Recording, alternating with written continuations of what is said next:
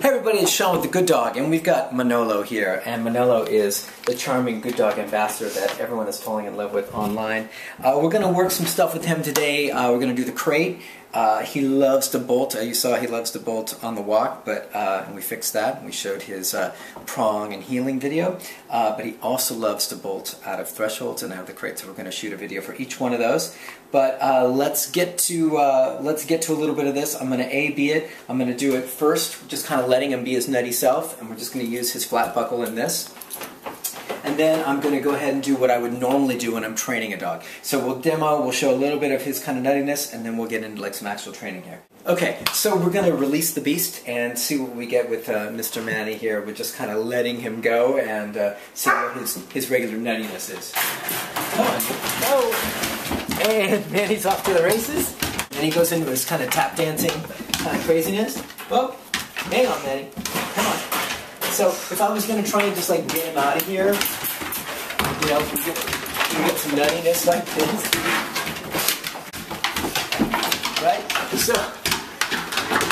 So this is not how you want to bring your dog out of a crate. If you're going to try and take him outside or something, you know, you get a whole lot of kind of nuttiness where we just hang on for dear life.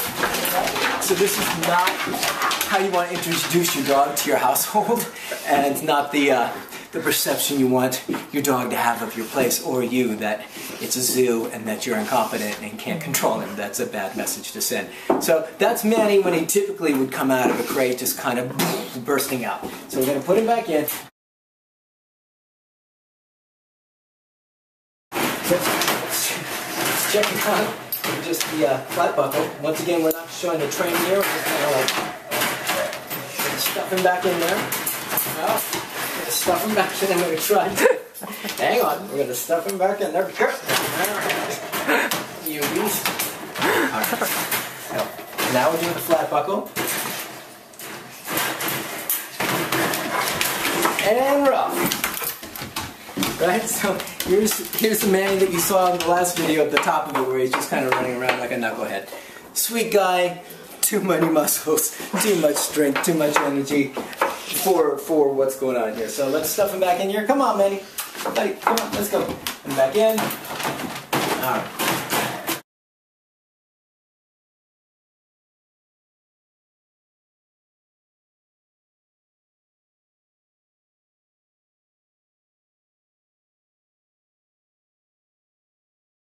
Alright, so that's kind of just like Manny being incompetently handled. Just kind of letting him do what he's going to do. Now we're going to get started with an actual real training approach. Got his prong collar fitted, and so now I'll show you how I deal with this. So before I was kind of in a nutty, like whatever kind of zone. Now I'm going to switch, being more calm, more low-key energy, so I can transfer that to him, so I can try and have him move in my direction rather than feeding other energy into him that's going to cause him to lift up and escalate. So that's a really important point that you hear me talk about a lot, no matter what the situation is you're trying to deal with your dog. If you've got a high energy dog, you have to be the source of calm energy. You have to bring them into your sphere. You have to emanate this thing and transfer that to your dogs. That's super, super important. Now that doesn't mean it's going to be perfect every time, but that's the foundation you want to start from, and you want to draw your dog into that place. Eventually that'll become your norm, your default. So now I get out of nutty land, I get into kind of calm, quiet land.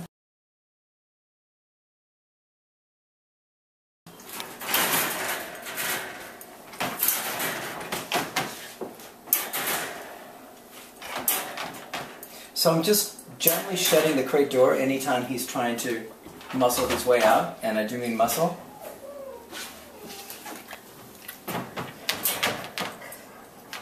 So I'm not having to give any commands or anything like that. He's just learning, oh, I can't come out. Every time I try and come out, the gate shuts on me, so I might as well just wait calmly and relax. So now I come down lower. It's another opportunity for, as soon as you do that, that's another engagement opportunity or an invitation to your dog. So when you do that, be prepared for the dog to move forward once again like that. So once you do get down here, then you put your hand instead of the gate, because now you can't use the gate because you're in the way of it. So use your hand just to hold your dog gently. Put this on. You don't want to struggle You notice that I'm not giving him any commands, I'm not saying anything, and I'm not using any quick movements, anything that's going to cause him to escalate or feed him more energy that's going to cause me to have a harder time. I see a lot of people when they're trying to wrangle a dog that's giving them a little bit of rambunctiousness, and they'll struggle with it, and enough, stop. And if you see what I'm doing, that energy is just going to make your dog worse. So you want to go the opposite direction of that. So if he's nutty, you're calm, cool hand Luke. You're not going to feed anything into him.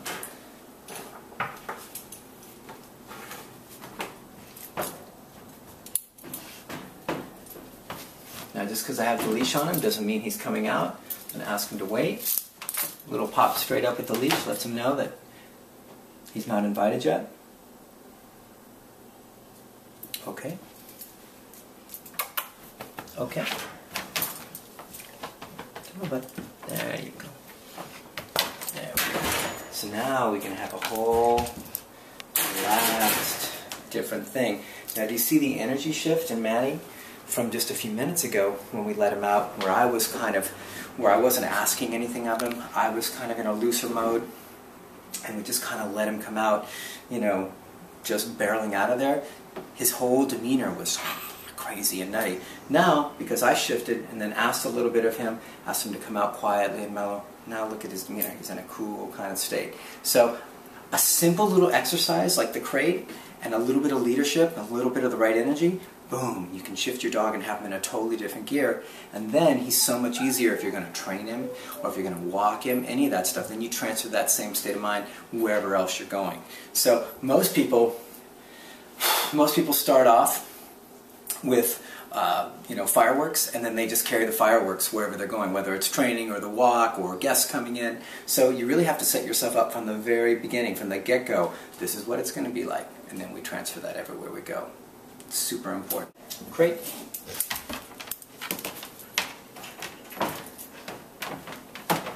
See his demeanor? Everything's calm, chilled out, and relaxed because I'm calm, chilled out, and relaxed. And once again, I'm giving him a little bit of information and a little bit of impulse control that I'm asking him to apply. I'm asking him to move slower. I'm asking him not to just barrel in or barrel out. Okay?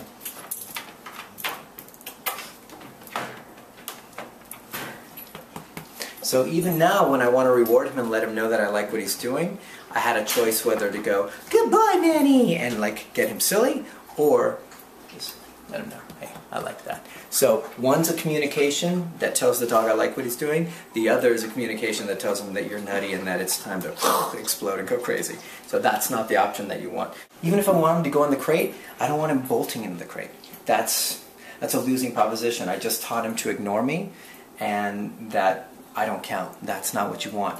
Every one of these little moments adds up to good leadership or bad leadership, good relationship or bad relationship. So I can't stress it enough. I talk about it all the time in my blog posts or anything else where I'm commenting on Facebook. Excuse me.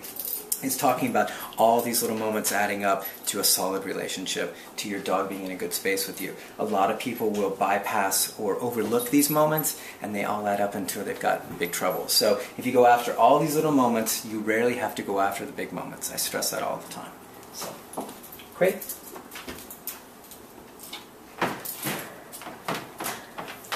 So let's shut the crate door, mimic like a whole real thing.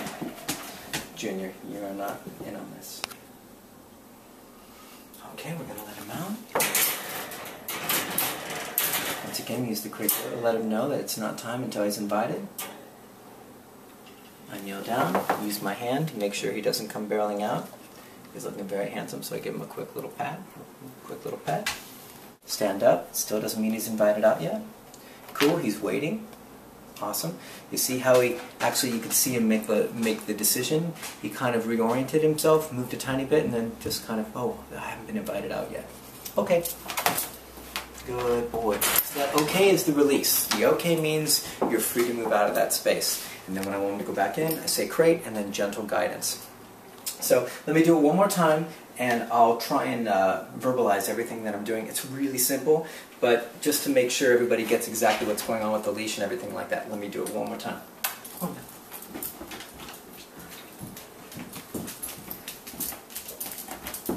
So So right now he's trying to pull ahead of me. So you see that I'm using the leash, popping up just a little bit, gentle pops, but letting him know, slow down. You don't need to just come barreling. That's not what I'm looking for.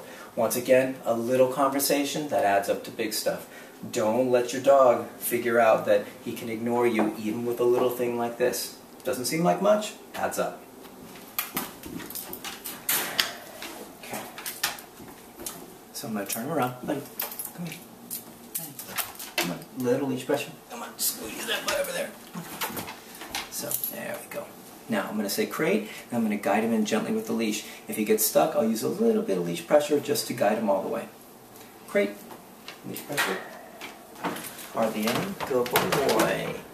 Good boy.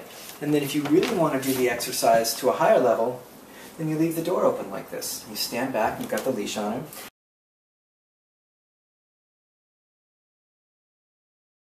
For a lot of dogs, that looks like an invitation to come out. But you're saying, no, no, just because that's open, just because I have this in my hand, doesn't mean you're being invited out, doesn't mean you're going anywhere. Just hang tight.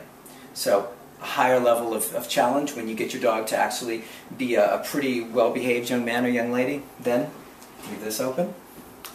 See what you get. He's looking awesome. Now, if he was to come charging out of there, calmly, I can't stress it enough, calmly, don't, no! Just calmly, no. And then you're going to grab the leash as close as you can, and then you're just going to give him a little pop, and then guide him back in with leash pressure.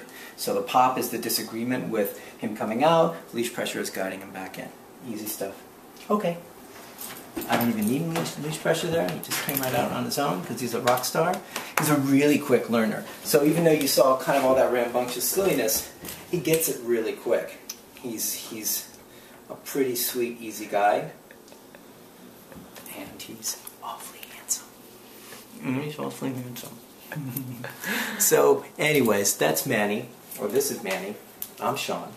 Sean and Manny. It's our new show. And that's a little bit of crate training. Simple, easy stuff. But once again, everybody, as much as I can stress, look for all the little moments with your dog where he's ignoring you, where he's being pushy, where he's being discourteous, and address those moments and get a really nice thing happening, and you'll find that everything else gets easier and easier and easier. The walks, reactivity to other dogs, all sorts of everything will get easier and get better guests coming in. So that's the Good Dog Minute for today. This is Manny. You guys take care. Manny. Manny.